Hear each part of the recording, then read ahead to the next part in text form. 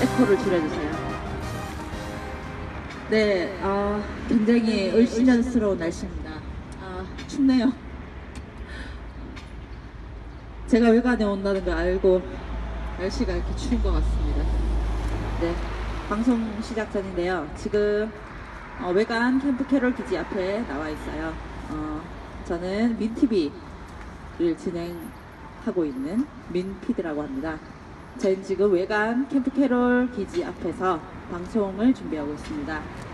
날씨가 추워서 약간 움츠리고 있습니다.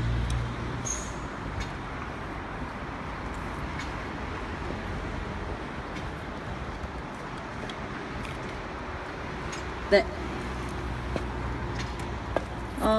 저는 이제 민TV라는 채널을 하나 개설했습니다. 그래서 앞으로 유튜브를 통해서 그리고 페이스북 생방송 라이브를 통해서 만나 뵙게 될 건데 제가 앞으로 하고자 하는 컨텐츠들은 우리 대한민국을 깨끗하게 만들기 위한 여러 가지 프로그램들을 해보려고 해요. 그래서 첫 프로그램으로 주한미군, 우리나라에 존재하고 있는 주한미군의 존재, 과연 주한미군이 우리나라에 있어도 될까? 이런 것들에 대한 의문에서 시작했는데요. 미군 범죄를 중심으로 한미동맹 문제 이런 것들을 좀 다루려고 합니다. 그래서 이 프로그램 이름은 민TV에서 진행하는 아메리카노입니다. 네, 오늘 추워가지고 제가 원래 아메리카노를 마시면서 하려고 했는데 날씨가 너무 추워가지고 그냥 이렇게 팻말만 준비했습니다. 앞으로 이 아메리카노 방송에서 미국에 대해서 실체를 밝히는 이런 여러 가지 컨텐츠들을 가지고 여러분들을 만나겠습니다. 오늘은 지난 한 달 전인데 3월에 이 캠프 캐롤 기지에서 한국인 노동자가 사망하는 사건이 발생했어요. 이 캠프 캐롤 기지는 미군이 만든 미군 물자지원 사령부에서 만든 기지예요. 그래서 이곳은 약간 이제 군수물품, 그다음에 이런 창고가 있는 곳이고, 예전에 몇 년 전에 예전에 외관 기지에 고엽제를 묻었다는 그런 미군의 증언으로 인해서 굉장히 유명해진 곳이죠. 제가 살고 있는 경산에서 한 고속도로로 30분 정도 오면 있습니다. 이 외관 캠프 캐롤 기지에서 폐수 처리 시설이 있습니다. 거기서 이제 작업을 하던 한국인 노동자가 사고로 돌아가시는 사건이 발생했어요. 근데 사고 접수를 받은 119가 출동을 했는데 요 문 앞에서 미군이 막아가지고 보안시설이라서 들어갈 수 없다. 그래서 119가 들어가지 못하는 그런 사건이 발생했습니다. 그래서 이 사건이 발생하고, 그래서 그 119 출동이 못해서 그분이 이제 살릴 수 있었는데 돌아가셨는지, 아니면 어떤 경위에 의해서 이제 그런 사건이 발생이 됐는지조차도 전혀 모르는 상황입니다. 그래서 한 달이 지났는데요. 그래서 이 사건에 대해서 오늘은 한번 얘기를 해보려고 합니다. 그래서 저희 민TV에 앞으로 이제 자문위원으로 활동해 주실 분을 한번 모시겠습니다. 나와주십시오. 저희가 지금 시스템이 열악해서 마이크가 하나밖에 없습니다. 자, 저 앞으로 민TV에서 종종 얼굴을 뵙게 될 자문위원인데요. 소개해 주시죠. 네, 안녕하십니까. 저는 대구 경북 주권연대라는 곳에서 일하고 있고요. 사무처장 조석훈이라고 합니다. 반갑습니다. 네, 제가 앞으로 조 의원이라고 부르겠습니다. 네. 굉장히 근데 얼굴이 낯익네요. 인터넷에 치면은 나오는 얼굴이더라고요. 그래서 대구 지역에서는 굉장히 인지도가 있으신 얼굴이에요. 지금 한 달이 됐는데 그 당시 사건 경위에 대해서 어떻게 이런 일이 발생하게 됐는지에 대해서 좀 간략하게 말씀해 주시죠. 예, 발생한 경위를 좀 말씀드리면, 저는 2019년 3월 20일 오후 2시경에 이곳 정문 기지 앞에 사건이 발생했고요. 저희가 말씀드렸던 그 내용들을 전에도 계속해서 지난주에도 말씀드렸었는데요. 그 안에 그 폐수 처리 시설이 있습니다. 그곳에 이제 스크루, 소위 말해서 이제 돌아가는 회전하는 회전 날개 장치가 있습니다. 거기에 이제 여기 일하시는 노동자 한 분이 끼어서 사망하는 사건이 발생을 했습니다. 그런데 이제 뭐 산재 사고나 사건은 있을 수 있습니다. 그런데 여기 들어가는 119, 예, 우리 칠곡 소방서에 있는 119 구급대 차량이 들어가는데 이곳에서 그것을 막았고, 그래서 계속 실랑이가 있었고, 그 미군 측에서는 당시에는 네, 그 자신들의 보안 문제 때문에 못 들어간다 이렇게 하다가 결국에는 이 구급차가 들어갈 수 없는 방해 행위를 해서 상황을 전혀 알 수 없는 상황이 됐고, 나중에 이것이 계속 문제가 되고 이야기를 하고 하니까 경찰에게는 즉사해서 굳이 우리나라 구급대가 들어갈 필요가 없었다 이런 식으로 얘기를 했다고 합니다. 그래서 그렇게 발생이 되었고, 그래서 이것은 좀 심대한 우리나라 법을 위반한 문제다. 그래서 119법, 소위 말하는 119법이랑 그 다음에 산업안전보건법, 그리고 관련 노동법 관련해서 문제가 되겠다 이렇게 해서 저희가 검토를 해본 결과 이것은 확실하게 거의 주한미군 측의 불법이다, 위법 사실이다 이런 것들을 하게 돼서 저희가 경찰에 고소 고발을 해놓은 상황입니다. 그러면 그때 119가 출동했을 때 여기 앞에서 이제 이 문 맞나요? 네. 119가 출동했을 때 당시에 미군들이 막았던 근거, 그래서 119는 그래서 결국은 이제 뭐 돌아갔는지 뭐 그런 거에 대해서도 좀 알고 싶거든요.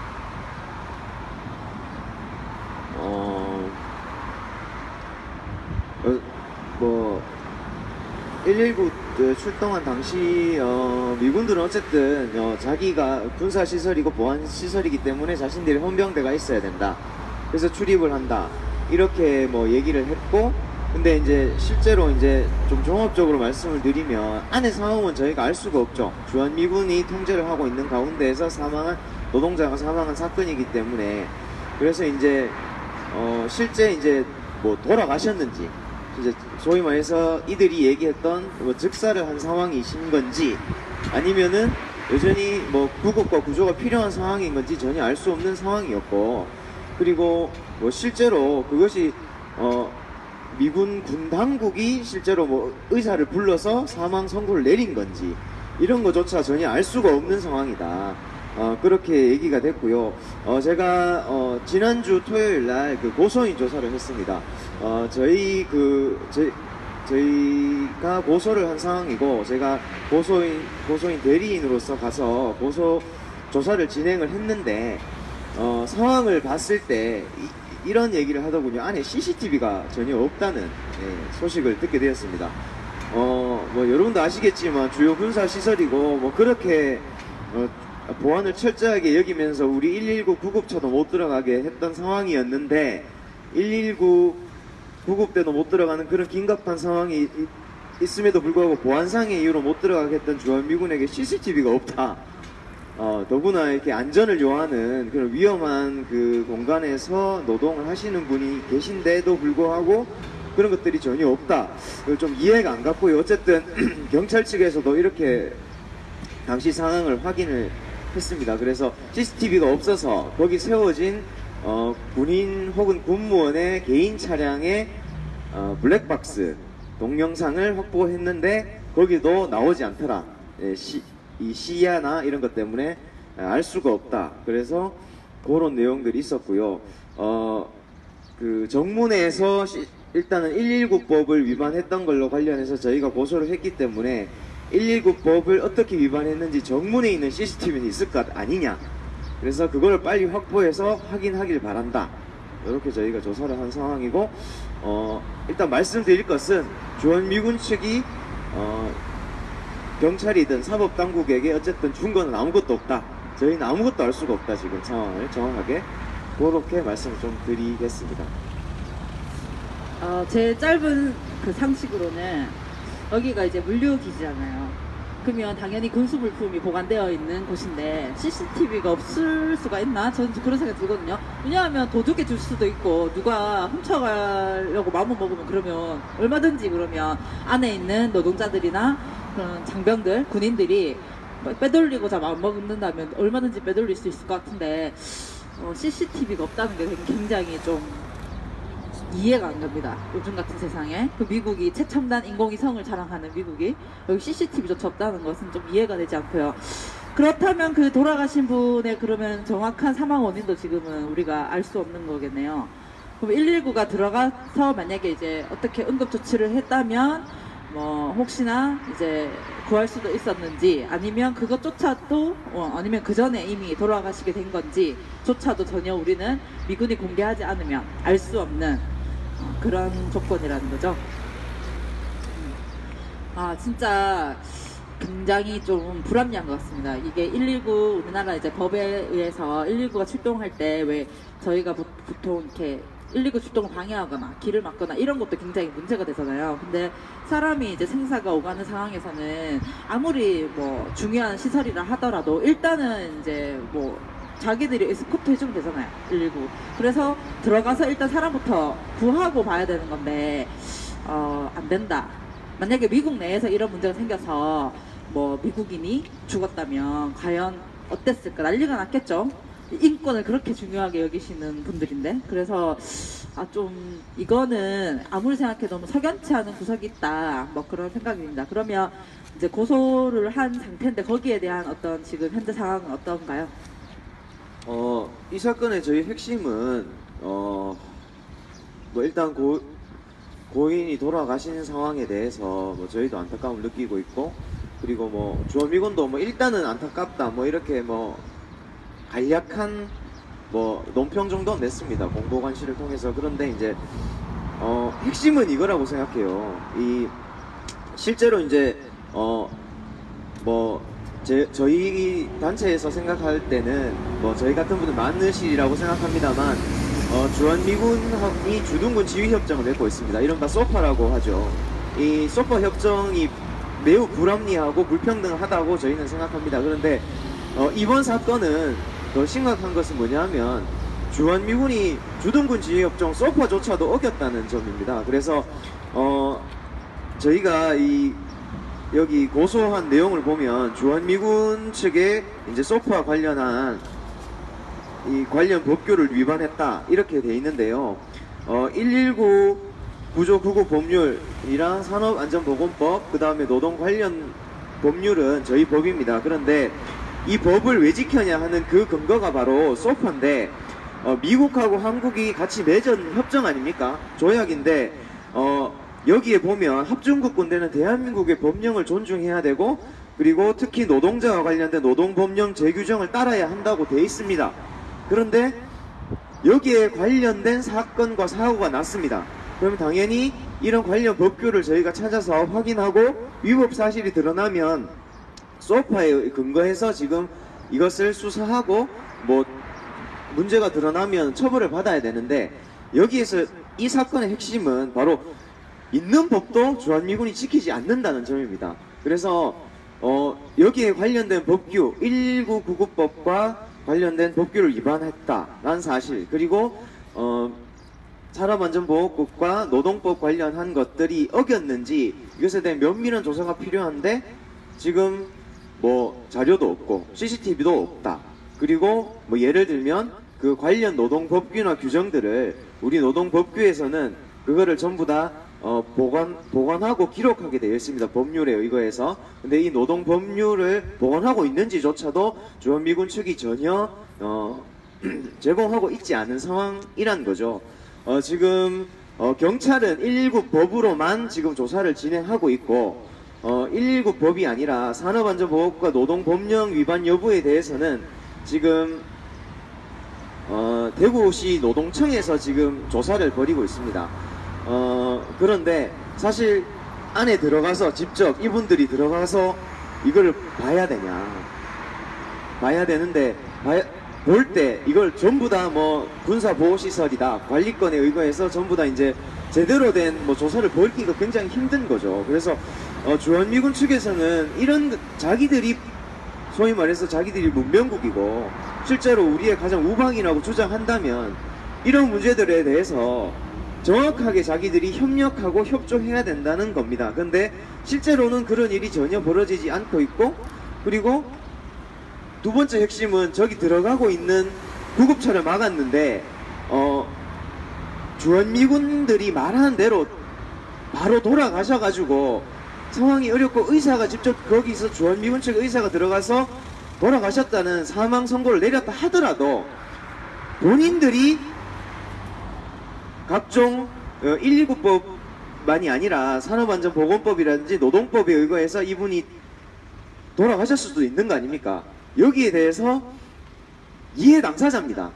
소위 말해서 피해를 일으킨 당사자인데 이 사람들한테 조사를 맡기거나 해서는 안 되겠죠. 그래서 당시에 구급대들이 들어가서 우리 제3자인 우리 국민을 구하러 간 우리 119 구급대가 주한미군 측이 실제 의사를 동원해서 사망 선고를 내렸는 건지 구조 구급 활동을 벌였는 건지 이 목격을 하게 했어야 되는데 그걸 전혀 이루어지지 않았다는 게 핵심인 거죠.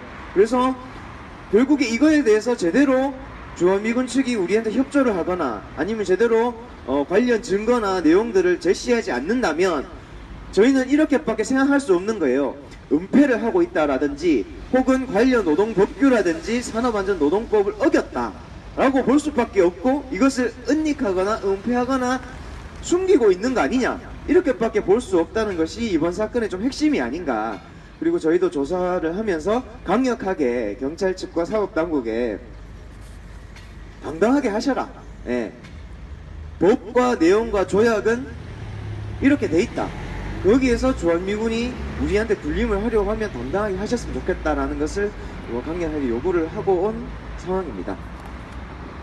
네, 굉장히 화가 나신 것 같은데 그러면 주한미군은 그렇다 치고 자기들이 뭔가 이제 캥기는 게 있으니까 그렇다고 치고 당시에 작업을 같이 했던 분들이 목격자는 있을 거 아니에요. 배터리. 네, 지금 휴대폰에 배터리가 없어서 충전을 해야 되는데 네, 준비를 못했네요. 지금 당시에 함께 했던 일했던 분들이 목격자들은 있을 건데 그 목격하신 분들에 대한 어떤 그런 뭐 접촉이나 이런 건 없는 건가요? 그 상황을 목격하신 분들. 아, 네. 일단은 피해자분들과 가족들에 관련된 내용은 저희가 알 수가 없고요. 예, 정보를 성함만 제가 알고 있습니다. 피해자분은 저희가 고소인이긴 한데 이제 직접적인 개인적 관련이 없기 때문에 저희가 성함만 알고 있습니다. 성함만 알고 있고 다른 정보는 알려줄 수가 없기 때문에 저희는 알 수가 없고요. 그래서 유일하게 확인한 것은 그거죠. 저 기자분들이 저희도 이제 이걸 뉴스로 접했기 때문에 그거를 했었던 담당 기자분들하고 연락을 몇 분 취했습니다. 그래서 상황이나 내용들이 어떻게 있는 건지 취재하신 내용들을 이제 확인했던 거고요. 저희도 그냥 일반 사람이기 때문에 관공서나 이렇게 찾아가서 알려주시질 않아요. 그래서 기자분들은 아무래도 좀 그런 공적인 일을 담당하시다 보니까 이제 그걸 여쭈어봤고 그래서 그분들에게 확인을 했습니다. 그래서 정확한 사항은 이제 좀 얘기를 들었고요. 말 그대로 이제 거기까지입니다. 기자분들도 좀 답답하다. 특히 지역 기자분들도 좀 너무 답답하다. 왜냐하면 알려주는 게 없다. 그리고 어떤 기자분은 CCTV 같은 것들을 확인하고 싶은데 주한미군 측도 그렇고 경찰 측도 그렇고 CCTV가 없다거나 아니면 거부를 하는 상황이니까 맞겠죠. 민간인에게 그냥 자기들이 줄 수 없다. 이런 거겠죠. 그래서 그런 상황이다 보니까 혹시 이런 기자분은 이제 사적인 얘기지만 이런 얘기도 하시더라고요. CCTV 그거 없앤 거 아니에요 혹시? 이렇게 빨리 확보를 해야 되지 않냐 이런 말씀도 하시는 겁니다. 이걸 보면 사실 주한미군 측이 이제까지 행동했던 것들을 본인에게 스스로 돌아가고 있다고 생각합니다. 주한미군이 이제까지 소파 협정이란 것들 해놓고도 심지어 그것도 어겨가면서 했었고 실제로 각종 범죄가 연간 430건 정도 일어나고 있는데 주한미군의 위법행위와 범죄 사실이 계속해서 이렇게 일어나고 있는 상황에서도 군림을 하고 있어요. 위법 사실을 제대로 감추거나 은폐하는 것뿐만 아니라 실제로 위법 사실을 확인해서 재판을 받게 하더라도 우리의 사법당국에 의해서 조사하거나 재판을 넘기거나 하는 것이 아니라 전부 다 뭐 미국으로 도망가서 거기서 재판을 받게 하고 솜방망이 처벌을 하거나 이렇게 지금 되고 있잖아요. 이게 정말 심각한 문제가 아닐 수 없다는 저희는 생각을 하고, 우리나라의 이제 기자분들하고 접촉을 해봤을 때는 너무 답답하고 파도 파지지가 않는다, 이렇게 말씀하시는 것이 정말 답답하고 참 암담한 현실이 아닌가 생각했습니다.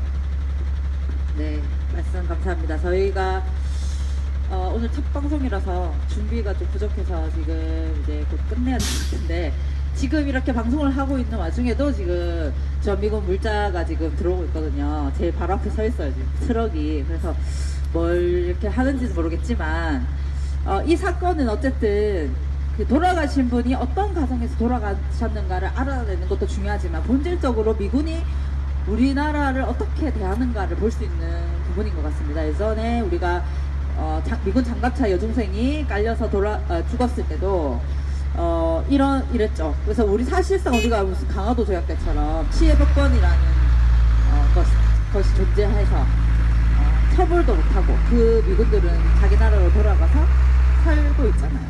그러니까 지금도 보면 우리 처벌은 둘째치고 정말 우리나라에서 자기들이 대한민국을 지키기 위해서 왔다면 이 국민 한 명 한 명의 목숨도 되게 소중한데, 이런 사건이 발생했을 때 적극적으로 오히려 자기들이 119를 부르고 빨리 아니면 자기들이 빨리 차에 태워가지고 옮긴다든지 이런 걸 해가지고 그 뒤처리까지 정확하게 해주는 게 도리인데도 오히려 계속 숨기려고 하고, 아무도 지금 수긍하지 못하는 CCTV가 없다 이런 말로 일관하는 이런 걸 보면서 과연 미군이 우리나라를, 우리 국민을 어떻게 생각하는지를 알 수 있는 사건인 것 같습니다. 그래서 본질적으로는 사실 얼마나 우리 대한민국을 우습게 아는가 이런 문제인 것 같거든요. 그래서 이 사건이 앞으로 이제 사실 제대로 조사가 될 것 같진 않아요. 그래서 명명백백하게 밝혀질 것 같지도 않지만, 우리 국민들이 이런 주한미군이 우리나라에서 여러 가지 일어나고 있는 범죄들이나